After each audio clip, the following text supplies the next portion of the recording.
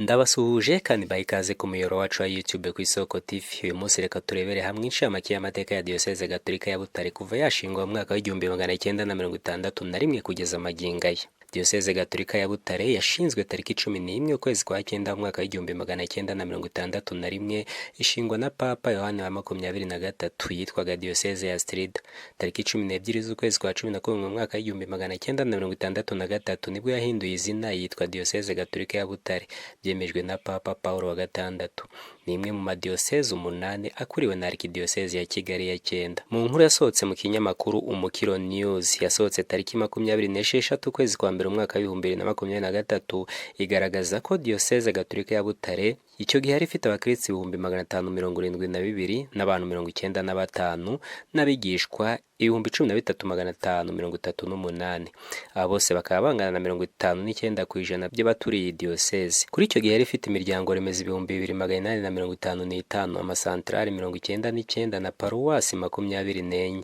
Birumvikana ko iyi mibare igenda ihinduka uko iminsi ishira indi gataha. Muri Kanama mu mwaka w'1950 yubile y'imyaka 50 u Rwanda rumaze kumenya ivanjiri yizihirijwe muri Astrida. Ahangaha i Butare turiho tuvuga. Muri diyoseze igisagara niho havukiye umuryango w'ababikira babizera Mariya ushingwa na Padiri Rafael Sekamonyo kwa 26 Mata mu mwaka w'1956. Muri diyoseze Gatolika ya Butare kandi tariki ya 3 Gushyingo mu mwaka w'1963 nibwo abapadiri b'abadominikani bo muri Canada bashinze kaminuza nkuru y'u Rwanda, Université Nationale du Rwanda, aho bakunze kwita Iruhande. Bayiyoboye kugeza mu mwaka w'1972. Amabonekerwa ya Bikira Mariya i Butare yabaye bwa mbere Kibeho mu Rwanda tariki 28 Ugushyingo mu mwaka w'1981.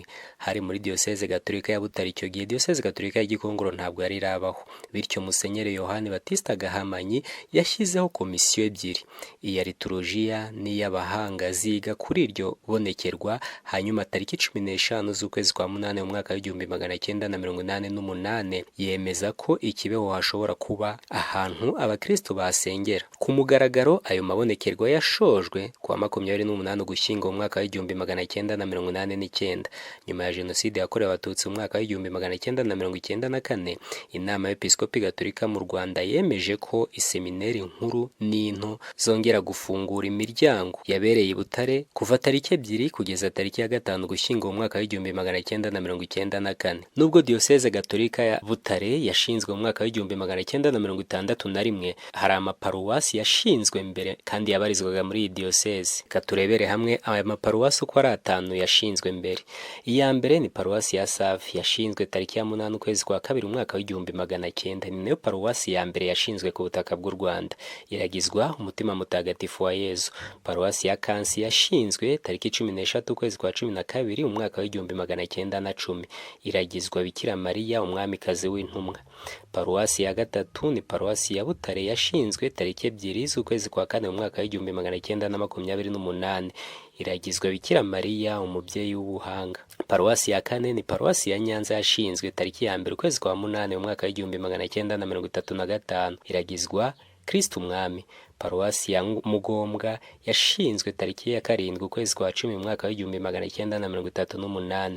Iragizwa Mutagatifu Stefano. Kugeza mu mwaka w'2023 Diyoseze Gatolika ya Butare yari ifite ibigo by'amashuri asaga 206, ayisumbuye 110 na kaminuza imwe ariyo Catholic University of Rwanda. Icyo gihe yari yowe na Padiri Laurent Ntaganda. Iyi diyoseze kandi ifite ibitaro 3 n'ibigo nderabuzima 15. Mu mashuri yisumbuye twavuga nk'urwunge rw'amashuri rwa Astrida ariyo yitwa Groupe Scolaire d'Astrida. Hari kandi Groupe Scolaire Officiel de Butare Indatwa n'Inkesha, rwashinzwe n'abafurere b'urukundo ba Gandhi mu mwaka w'1929 ngo rwigisha abagombaga gufasha abakoloni b'Ababiligi mu gutegeka u Rwanda. Rwamaze kandi igihe kitari gito rwakira n'abana baturutse i Burundi. Kuva Diyoseze Gatolika yashingwa kugeza magingo aya imaze kuyorwa n'abepiskopi 3. Umwepiskopi wayo wa mbere ni Musenyeri Yohani Batista Gahamanyi wayiyoboye hagati y'umwaka w'igihumbi magana cyenda na mirongo itandatu na rimwe imaze gushingwa ndetse n'igihumbi magana cyenda na mirongo icyenda na karindwi. Yavutse mu mwaka w'igihumbi magana cyenda na makumyabiri atabaruka tariki 19 z'ukwezi kwa gatandatu igihumbi magana cyenda na mirongo icyenda n'umunani.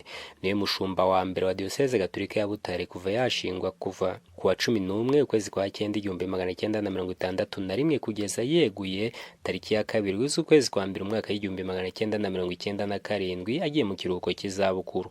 Yahawe ubupadiri tariki 15 z'ukwezi kwa munani mu mwaka w'igihumbi magana cyenda na mirongo itanu na rimwe. Yatorewe na Papa Yohani wa 23 kuba umushumba wa Diyoseze Gatolika ya Butare kuwa 11 ukwezi kwa cyenda mu mwaka w'igihumbi magana cyenda na mirongo itandatu na rimwe, umunsi yashingwaho Diyoseze Gatolika ya Butare. Umuhango wo kumwimika wabaye tariki ya 6 z'ukwezi kwa mbere mu mwaka w'igihumbi magana cyenda na mirongo itandatu na kabiri, uyobowe na Arkiyepiskopi wa Kabgayi Musenyeri André Perode, akikijwe n'umushumba wa Diyoseze Gatolika ya Goma Musenyeri Jose Mikararanga hamwe n'umushumba wa Diyoseze Gatolika ya Ngozi mu Burundi Musenyeri Andrea Makarakiza. Intego ye ni mu rukundo n'amahoro, in caritate et pace. Musenyeri Yohani Batista Gahamanyi yitabiriye ibyiciro bine by'inama nkuru ya Kiliziya yabereye i Vatican. Sesiyo ya mbere, iya kabiri, iya gatatu ndetse n'iya kane di Concile Vatican II. Umwaka w'igihumbi magana cyenda na mirongo inani n'umunani hari umupadiri wa Diyoseze Gatolika ya Butare watorewe kuba umushumba wungirije ariko yegura atarahabwa izo nshingano. Bivuze ko yeguye atarinjizwa mu rwego rwa gatatu rw'isakaramento ry'ubusasaridoti ari ryo ubwepiskopi. Uwo ni Padiri Felician Muvara. Padiri Felician Muvara yari umunyamabanga mukuru w'inama y'Episkopi Gatolika mu Rwanda. Mu Kuboza mu mwaka w'igihumbi magana cyenda na mirongo inani n'umunani nibwo Papa Yohani Paulo wa kabiri yamutoreye kuba umushumba wungirije wa Diyoseze Gatolika ya Butare. Yari iyobowe na Musenyeri Yohani Batista Gahamanyi nk'umushumba wa Diyoseze. Uyu Felician Muvara yeguye kuri izi nshingano habura iminsi mikeya cyane ngo yimikwe. Hari kuwa 24 Werurwe mu mwaka w'igihumbi magana cyenda na mirongo inani n'icyenda. Kuwa gatanu mutagatifu nibwo yashyikirije Papa Yohani Paulo wa kabiri ibaruwa y'ubwegure bwe nka musenyeri wungirije wa Diyoseze Gatolika ya Butare. Mu mwaka w'igihumbi magana cyenda na mirongo icyenda na kane Padiri Muvara yari padiri mukuru wa Paruwasi Katedrali ya Butare. Ni umwe mu basaseridoti bazize Jenoside yakorewe Abatutsi mu mwaka w'igihumbi magana cyenda na mirongo icyenda na kane. Umwepiskopi wa kabiri wayoboye Diyoseze Gatolika ya Butare ni Musenyeri Filipo Rukamba. Niwe wayiyoboye kuva mu mwaka w'igihumbi magana cyenda na mirongo icyenda na karindwi kugeza mu mwaka w'ibihumbi 2024. Yasimbuwe kuri izi nshingano na Musenyeri Yohani Bosco Ntagungira. Umushumba wa Kiliziya Gatolika ku isi nyir'ubutungane Papa Francisco yemeje Padiri Yohani Bosco Ntagungira nka musenyeri mushya wa Diyoseze Gatolika ya Butare, asimbuye Musenyeri Filipo Rukamba wagiye mu kiruhuko cy'izabukuru. Itangazo ryashyizwe hanze n'ibiro bishinzwe itangazamakuru bya Papa hari kuwa mbere niryo ryavugaga izo mpinduka muri Kiliziya Gatolika y'u Rwanda. Padiri Yohani Bosco Ntagungira icyo gihe ari padiri mukuru wa Paruwasi ya Regina Pacis i Remera muri Arkidiocese ya Kigali. Yavutse tariki ya 3 Mata umwaka w'igihumbi magana cyenda na mirongo itandatu na kane. Yiga mu iseminari nto aza gukomereza mu iseminari nkuru ya Nyakibanda. Yahawe ubusaseridoti kuwa mbere Kanama mu mwaka w'igihumbi magana cyenda na mirongo icyenda na gatatu muri Arkidiocese ya Kigali. Nyuma yo kuba padiri yabaye umuyobozi ushinzwe amasomo mu iseminari nto ya Ndera kuva mu mwaka w'igihumbi magana cyenda na mirongo icyenda na gatatu kugeza mu mwaka w'igihumbi magana cyenda na mirongo icyenda na kane. Yahawe impamyabumenyi y'ikirenga mu mategeko ya Kiliziya ndetse n'asanzwe nyuma yo kurangiza amasomo ye muri kaminuza y'i Roma mu Butaliyani, aho yize kuva mu mwaka w'igihumbi magana cyenda na mirongo icyenda na kane kugeza mu mwaka w'ibihumbi 2001. Yabaye umuyobozi ushinzwe iyogezabutumwa muri Arkidiocese ya Kigali kuva mu mwaka w'ibihumbi 2001 kugeza mu mwaka w'ibihumbi 2002, mbere y'uko aba umuyobozi wa seminari nto ya Mutagatifu Vincent i Ndera. Yagizwe umwepiskopi wa Diyoseze Gatolika ya Butare, asanzwe ari padiri mukuru wa Paruwasi ya Regina Pacis Remera, kandi yari umuyobozi wungirije urukiko rwa Kiliziya muri Arkidiocese ya Kigali kuva mu mwaka w'ibihumbi 2002. Diyoseze Gatolika ya Butare kuva yashingwa kugeza amagingo aya ifite paruwasi zigera kuri 24. Reka turebere hamwe izo paruwasi uko zikurikirana dukurikije amatariki zagiye zishingwaho. Nabibabwiye, paruwasi ya mbere ni paruwasi ya Save yavutse tariki ya 8 z'ukwezi kwa kabiri umwaka w'igihumbi magana cyenda. Ikaba kugeza ubu ngubu igizwe n'abakristo basaga 34,000. Ikaba ifite imiryango y'abihaye Imana ndetse ikaba ifite n'amasantrale 5, sikirisare 3 n'imiryango remezo 186. Paruwasi yabaye ya kabiri ni paruwasi ya Kansi yashinzwe Ugushyingo mu mwaka w'1910, ikaba ifite santarare enye n'abakristo basaga 21,000. Paruwasi ya gatatu ni paruwasi ya Nyanza yashinzwe tariki ya 8 Mutarama mu mwaka w'1935, yaragijwe Kristo Umwami, ifite santarare 7 n'abakristo basaga 18,000. Paruwasi ya kane ni paruwasi ya Mugombwa yashinzwe mu mwaka w'1938, ikaba ifite abakristo basaga 27,000. Santarare 5 ni naho kandi hashyinguye Padiri Balthazar Gafuku, umwe mu bapadiri babiri ba mbere ba Kiliziya Gatolika y'u Rwanda mu mateka yayo. Paruwasi ya gatanu ni paruwasi ya Gisagara yashinzwe tariki 24 Mutarama mu mwaka w'1944, ikaba ifite abakristo basaga 30,000 na santarare enye. Paruwasi ya Cyahinda yashinzwe mu mwaka w'1945, ikaba ifite abakristo basaga 45,000 na santarare 5. Paruwasi ya karindwi nkurikije uko zagiye zishingwa ni paruwasi ya Nyumba yashinzwe mu mwaka w'1945, ikaba ifite santarare enye, abakristo basaga 20,000.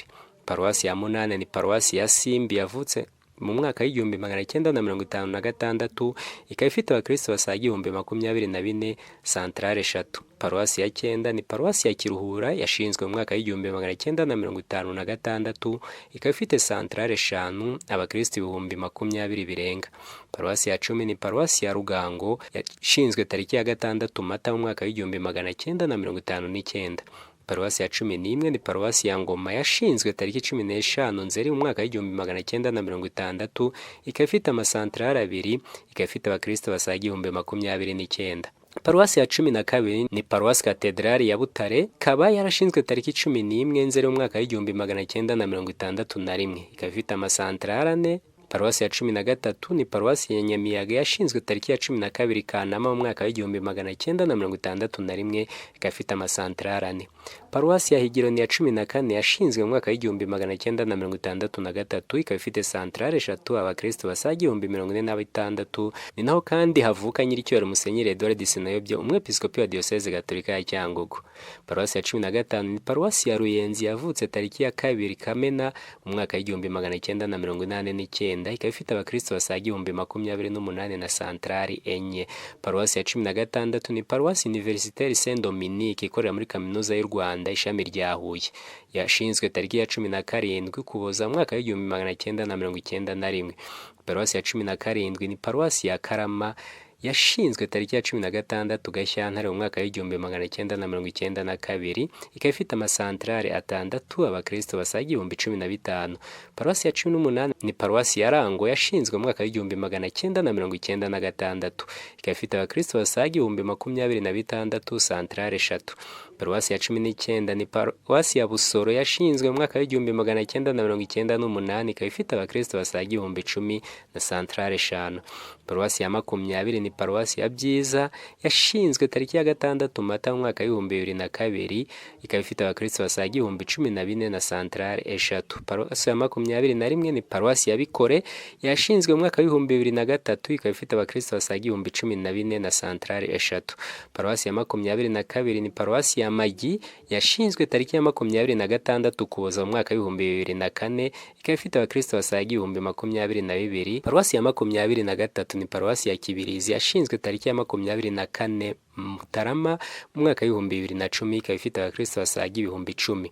Paruwasi ya 24 ari nayo ya nyuma ni paruwasi ya Kirarambogo yashinzwe tariki ya 11 z'ukwezi kwa 11 mu mwaka w'2012, ikaba ifite abakristo basaga 17,000 na santarare zigeze kuri enye. Ikindi twababwira nuko amabonekerwa ya Kibeho yemejwe mu mwaka w'2002, yemejwe na Musenyeri Augustin Misago wayoboraga Diyoseze Gatolika ya Butare. Twababwiye ko igihe amabonekerwa yabaga Diyoseze Gatolika ya Gikongoro yari itaravuka. Hari ibindi ukeneye kutubaza cyangwa se kutwunganira, wakwandika igitekerezo cyawe hasi muri commentaire kugira ngo dukomeze dusangire ubumenyi cyane cyane birebana na Kiliziya Gatolika yacu n'iyogezabutumwa muri rusange. Mbibutse ko aya makuru yose tuyakusanyije twifashishije urubuga rw'inama nkuru y'abepiskopi Gatolika mu Rwanda, ikinyamakuru Umukiro News ndetse na Kinyamateka. Reka mbashimire mwe mwese tubana umunsi ku munsi kuri uyu muyoboro wacu wa YouTube ku Isoko TV. Mbifurije amahoro y'Imana.